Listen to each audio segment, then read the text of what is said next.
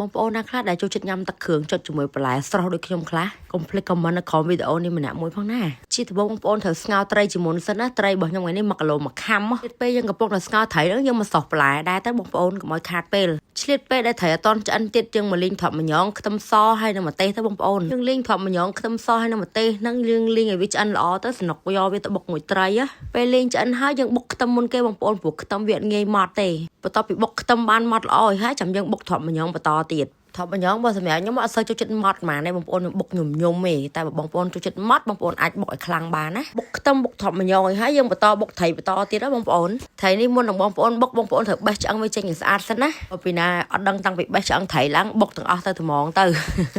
ពីលេងឯងបងប្អូនណាបុកត្រីអត់បេះឆ្អឹងចេញមិនទេណោះបុកទឹកគ្រឿងបងប្អូនខ្លះគាត់ចូលចិត្តបុកត្រីឡើងម៉ត់ហ្មងបងប្អូនខ្លះទៀតគាត់ចូលចិត្តបុកញញុំដូចខ្ញុំអញ្ចឹងសាច់ត្រីនៅតិចតិចអញ្ចឹងត្រីរបស់យើងបានបុករួចហើយយើងមកចាប់ផ្ដើមផ្សំគ្រឿងប្រើក្រូចឆ្មាប្រហែលជាមួយចានចង្កឹះធំដែរបងប្អូនមកវាជូរ